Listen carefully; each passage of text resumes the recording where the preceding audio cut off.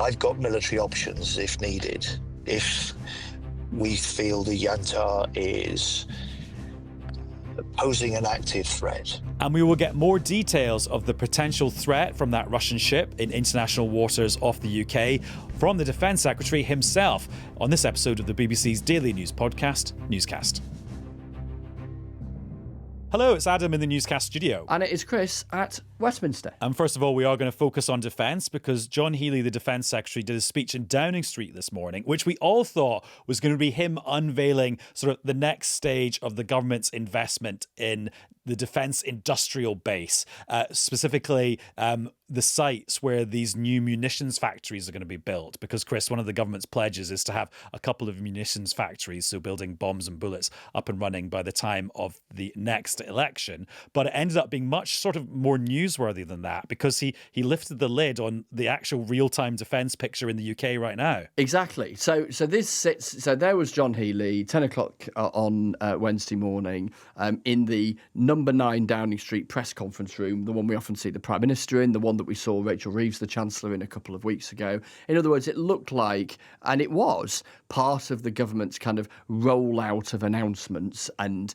arguments ahead of the budget in a week's time. And about 85%, maybe even 90% of the words uttered by John Healey in that news conference opening speech were absolutely about that. And plenty of, party political stuff. And he pointedly was naming loads of other parties, Conservatives, Liberal Democrats, Reform, Scottish National Party, to try and make, as you'd expect him to, a kind of pro-Labour argument. But right at the top, in just the first 2 minutes, but it doesn't take long to commit news if you've got something significant and striking to say, he talked about this Russian vessel called the Yantar, which has been seen off the north coast of Scotland, that he says is gathering intelligence, is mapping undersea cables, that has fired or pointed lasers at British military pilots who've been doing reconnaissance, basically keeping an eye on the thing, and that's never happened before from that ship. And him deciding to go public, I think with two audiences in mind. One, Russia, to say, we see you. And then another to us, saying, look, this is the reality of the threat. Yes, you'll hear what's going on in Ukraine and all of that in the context of Russian aggression. But in his view, absolutely, this is another example of it. And hence why, as he will argue, defence needs more money, defence needs the investment in these factories, etc., that he talks about. And he's been visiting because he headed off to Plymouth to a drone factory that he was opening, and there'll be a bit more of that to come from other ministers, I suspect, in the coming days. But yeah, in and amongst the, if you like, the more routine politics of this moment was something that absolutely is making headline news. And Chris and I raised all of those things with the Defence Secretary, who gave Newscast a call on his way back from visiting that factory in Plymouth, which is why sometimes the line might get a little bit crackly in the conversation Chris and I had with John Healey a little while ago. Defence Secretary, hello. Good afternoon. Now, just explain where you're speaking to us from, mainly in case you disappear halfway through the conversation. Yeah, I'm speaking to you from Plymouth. Starting to head back to London, but just visited one of the factories of the future, a big investment that Helsing is making into Plymouth, into the UK, a vote of confidence in both, a recognition that Britain is becoming one of the best places to invest and grow defence tech firms for the future, because we need the sort of new technology combined with the hard power of our traditional defence platforms like planes and ships to give our armed forces really that leading edge they need to stay ahead on the battlefield. So have you just seen brand new drones running off the production line, or is that still a little bit down the track? Well, this is first of all, this is an investment that flows directly from the landmark Trinity House agreement that I signed at the first defence agreement with Germany last autumn. And at that point, Helsing, because of that agreement, made the commitment to invest £350 million in the UK. And this factory of the future here in Plymouth is one of the first commitments they made on that. They are already producing drones that they're trialing. Essentially, these are undersea. They call them undersea gliders. They're small undersea submarines. They've got the potential to help protect our undersea cables, to detect Russian submarines and other adversaries. And, you know, it is new capabilities like this that will help us deal with what is a real and rising threat from Russia. And Chris, the Defence Secretary started his day in London doing a speech in Downing Street about just that stuff. This Russian vessel that's been spotted off UK waters. Yeah, and Mr. Healey, tell us about that. I'm always conscious you've got a specific example that you can tell us about that you were talking about in the news conference this morning. But then there's a wider thought that I'm always struck by, and of course there's a limit to what you can say publicly about everything that you hear around what our intelligence agencies and others might be keeping an eye on. But I suspect newscasters will be interested in the extent to which you think there might be a bit of a gulf between what you see and hear about the dangers and threats that we face and what the rest of us might think about when we calibrate those risks. In other words, are we out of step? Are too many of us in a rather sort of naive frame of mind in terms of the threats that the UK faces? I think people recognise that we're in a new era of threat now. They see the sort of cyber attacks that bring problems for Marks and Spencers, for Jaguar Land Rover. I'm open in saying that defence itself across the piece has seen 90,000 separate cyber attacks in the last year that we can link directly to states, including to Russia. And one of the reasons that I've taken the step early with this, declassifying the information about this Russian spy ship Yantar in Britain's wider waters. We've seen them before about a year ago. And it's important that people understand what a menace Putin is. They see him escalating his attacks in Ukraine. They see some of the evidence, I think, of wider Russian aggression. The number of Russian incursions into NATO airspace, for instance, has doubled in the last year. And what it says is that we must do more. And as a government, we've made this commitment to increase defence spending by a record amount since the end of the Cold War. And we matching that and seeing the sort of private sources of investment like I've seen in Plymouth here with Helsing is part of the way that we can make Britain safer. We can transform our armed forces to be more ready to fight, better able to deter. But most importantly as well, we can show the British people there's a defence dividend from this rising defence investment. Because our Labour commitment is to make sure that we make defence an engine for growth in the future and that we direct our British defence investment first to British firms and British jobs and British innovation. You talked today about this ship, the Yantar, gathering intelligence, mapping undersea cables, firing or targeting lasers at UK pilots that were monitoring it. And then you said that we are ready were the Yantar to head south, in other words, closer to the UK.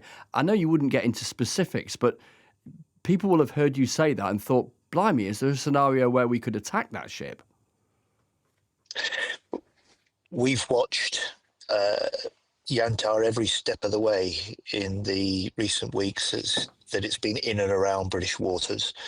We've done that with a British frigate. We've done that with British reconnaissance planes. And I've got military options if needed. If we feel the Yantar is posing an active threat. And I think people just need to say, look at what we did last time. I mean, I'm not going to lay out those military options in public, clearly. It only makes Putin wiser. But last time we tracked the Yantar. I've changed the rules of engagement there, and I've done it again so the Navy can do more to get closer. And last time it was in British waters. We surfaced a nuclear-powered British attack submarine very close to the Yantar before it rapidly left British waters after that. And it's really just a message to Putin. We see you. We see what you're doing. We know what you're doing. and we're ready. And he will have that message not just from the UK with his own spy ship Yantar. He will have that message from NATO allies. He will have seen the way that when his drones went into Poland, when his planes strayed into Estonian airspace, Britain was amongst those NATO allies responding immediately to step up air patrols and defences on that eastern flank of NATO. When you say very close, that this submarine popping its sort of head above the water, how close? Well, you're tempting me to stray into operational details here, Chris. But you would have seen some of the pictures at the time. We had frigates alongside. You could see how close they've got, and that takes, I have to say, particularly in the wild seas north of Scotland at this time of year, that takes very great seamanship, great dedication, professionalism, and we've seen that from our air crews. We've seen that from our naval personnel as well, and I pay tribute to the role that they've played in and play actually 24/7 in keeping us safe. Don't you have to worry about the risk of escalation, though? Because escalation can work both ways. Escalation can work both ways, but you know, when you've got someone like Putin that is constantly pushing the boundaries, you can't let an adversary like Putin, if you like, have the whip hand on escalation. And when Putin and any dictator essentially respects power, respects strength, it's important, as we have, to show that Britain is strong. Britain is determined to confront the sort of actions that we've seen in not just in and around Britain, but on the eastern flank of NATO. We do that with our allies, and we're determined also to support Ukraine as it confronts and fights for its future and its freedom against his direct illegal invasion and a war, of course, that he thought he'd win in a week, but has now been going for over 3.5 years. A huge cost to the Russian people and to the Russian economy. For a lot of our allies, though, it's been unidentifiable drones menacing their airports, and that's deniable by Russia. Do you think this is Britain being singled out for special treatment by having this ship, which is very clearly, recognisably Russian here, as opposed to a sort of undeniable set of drones just causing a bit of chaos? That's a more deliberate, provocative, direct, identifiable thing, isn't it? No, I don't believe this is Britain being singled out, because if you speak to the Baltic countries, if you speak to the Nordic countries, they too have seen Russian ships, either part of their shadow fleet or the spy ships like Yantar, in their waters, over their undersea cables, just in the way that it's doing with Britain. And the important thing about Yantar is that this is a military Russian ship designed to be capable of surveillance in peacetime, capable of sabotage in periods of conflict. And it's important that we are able to track it, to understand it, and to know how to counter it. And we are doing that, not just as the UK, but in the coalition of northern nations that the UK leads. We will act together. And help us, Defence Secretary, in the last couple of minutes that we have with you, to understand this new generation of technology that you've been taking a look at in Plymouth today, these undersea drones, these gliders. Do they have a surveillance purpose? Can they be armed themselves, effectively be underwater missiles? Help us understand what this new tech can do. Yeah, they're designed first and foremost to be undetectable. They're designed to be the eyes and ears underwater. They're designed to operate together, and they're designed in the way that increasingly you'll see the evolution of the British Navy, a combination of crewed and uncrewed vessels, a hybrid navy, if you like, in the future, just as you'll start to see off the British aircraft carrier I saw in Naples. Next time the Prince of Wales or our Queen Elizabeth does a long deployment into the Indo-Pacific, it won't just be with ships of other nations. It'll be with uncrewed ships. It'll be with planes, helicopters, and uncrewed planes flying off its decks. But can these things be weapons as well as surveillance devices? Certainly, uncrewed. These drones have the capabilities of doing all sorts of things as we see them in Ukraine. Right. Some for reconnaissance, some for striking. And we will learn and are learning the lessons from Ukraine. We're developing those sort of capabilities for the UK. But as we do so, as we make these big investments in our own defence to make Britain safer, we're also making these investments directly into British jobs and British firms. And we're able to demonstrate to the British people that supporting this investment in Britain's defence is also supporting the building of the strength of our economy, new opportunities and skills right across the UK. And one of the other things you announced today was potential places in the UK where we could see so-called energetics being produced again. That's basically, well, dynamite and explosives. Just another couple of things, if we can, while we've still got you for a few minutes, and as long as we've still got the signal with you in the back of the car there as well. The Defence Select Committee published a report yesterday, its MPs saying that actually the British homeland is not well enough defended against a potential invasion. And also that includes British overseas territories as well. And these MPs said that as a result, we're maybe not living up to some of our NATO commitments to defend the NATO alliance. How would you respond to that report from those MPs? Well, I welcome the fact they've done this report. It says very much the same as our own strategic defence review we published in June set out. We're in a position now of rising threats, demands a new era for defence. We're in a period now where we've got to put an end, and we will, to 14 years, as the previous Defence Secretary admitted, in which our armed forces were hollowed out and underfunded. We will not go back to those days.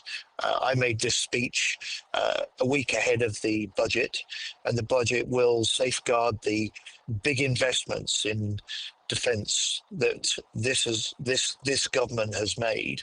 But we will do it in a Labour way, not just the biggest increase in defence spending since the end of the Cold War, but we will do it by directing British investment first to British jobs and British firms. And we've seen that not just as a promise for the future, but change we're already making. So in the last year, we put £31 billion directly into British businesses, and that's more than 6% in real terms above inflation than British businesses had from the defence contracts under the previous government. And just to end on a very political note, what was it like in the cabinet yesterday when Keir Starmer basically looked around the table and said, stop briefing against each other, stop briefing against me, stop getting distracted from running the country? And we know that he said something along those lines because they put it in the readout that is sent to all journalists after the cabinet meeting. What was that moment like? You know, I've served at cabinet under Gordon Brown. I've served in every shadow cabinet throughout 14 years of opposition. I've now serving in Keir Starmer's cabinet, and two things. I've never briefed from cabinet or shadow cabinet, and I won't. And second, this, I have to tell you, is the most unified group of cabinet or shadow cabinet members I've ever served alongside. And our single job, my single purpose, is to do what we were elected to do, which is deliver for British people. And on defence, that's exactly what we're doing. We're doing it for the armed forces with the biggest pay rise they've had for more than 20 years. We're doing it for defence with the biggest increase that we've seen since the end of the Cold War. And we're doing it for the economy by making defence an engine for growth, and also bringing the sort of private investment into Britain alongside the increasing government investment that allows us to say we're boosting Britain's security, we're making Britain safer, but we're also playing a part in boosting our economy for the future. Defence Secretary, thank you very much, and safe travels. Thanks very much. Well, Chris, the first thing to say is like it's actually quite fun having the defence secretary like on the secure phone from the back of his car, even though he was actually just on a visit to a factory, which is quite a sort of like political thing rather than it's not like he's on his way to the cabinet war rooms. Yeah, no, well, it's interesting because you know the on the one hand, yeah, this is part of the government's kind of pre-budget thing. So you know, having the defence secretary in that news conference room in Downing Street this morning and all of that, and quite a lot of that news conference was him making party political points about Labour versus the Conservatives versus the SNP versus Reform, etc., etc., etc. But then also that bigger picture thing. And as I was just trying to get to, I'm always fascinated, particularly for folk in the Ministry of Defence and indeed the intelligence agencies and all the rest of it, that of course there's a reason why they can't share everything or be as candid as they might be tempted to because of security concerns. But the extent to which there must be a sort of thing in their mind that says, oh, if only everyone else knew what I knew, then you know where would that, you know, where the conversation would be, and maybe one of the undertold stories actually recently has been that sense that there is that slow but steady and consistent step up in a national conversation around the risks that we face and the arguments that parties make around defence spending, and then their willingness to point to particular things, not least this boat, the Yantar today, that John Healey was talking about, to over time make an argument about what our defence posture, to use the Whitehall language, should be. In other words, basically how much attention and money we should give it. And one of the other points raised in that Select Committee report was that the government had promised to have a big national conversation about the scale of the threats that we face and what we all have to do as a country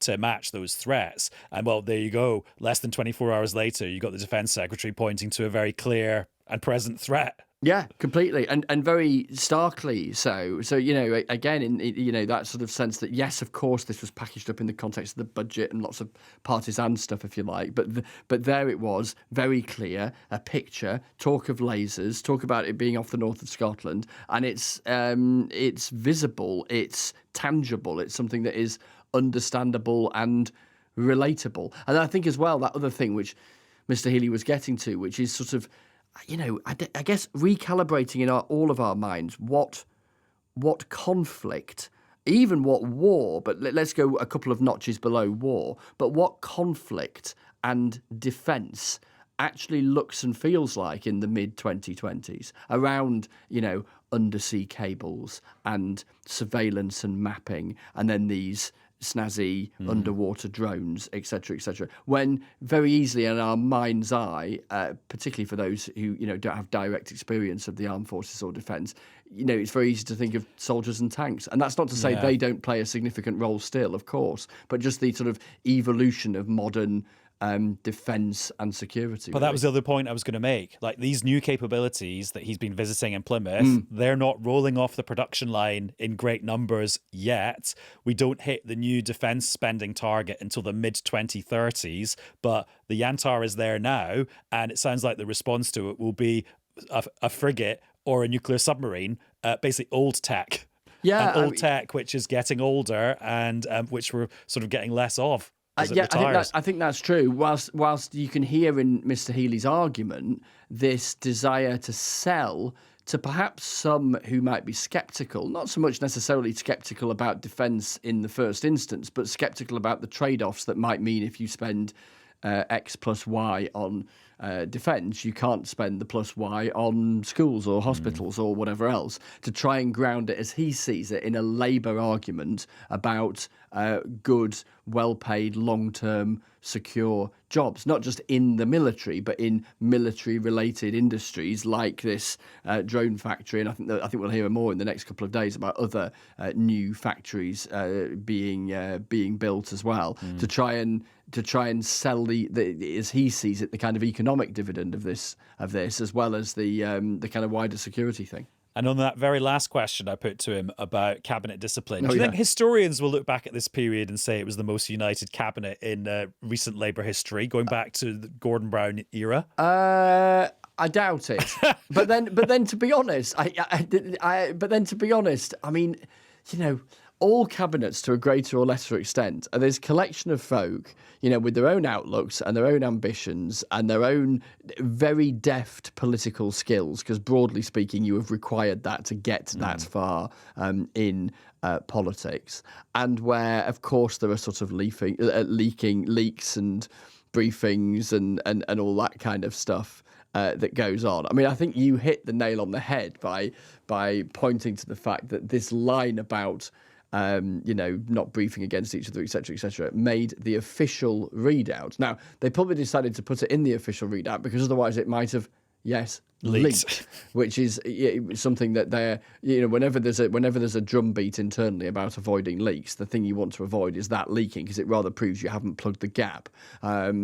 But when you get to that kind of point, and then the kind of question that you put to the Defence Secretary and the answer you got gives you some sense of where they've been over the last couple of weeks. And also, it's not been the cabinet ministers themselves doing the briefing; it's been people around them. Well, briefing comes from all sorts of different directions, and sometimes is almost less.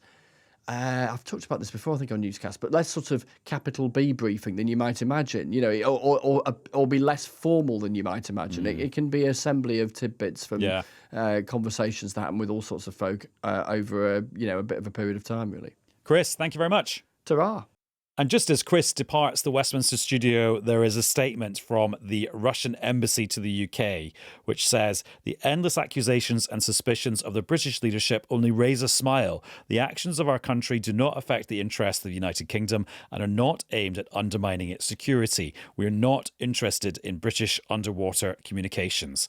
And the embassy goes on to accuse the UK of being Russophobic and said that the escalation of militaristic hysteria contributes to the further degradation of European security, creating prerequisites for new dangerous situations. And then they add, "We urge the British side to refrain from destructive steps that exacerbate the crisis phenomena on the European continent."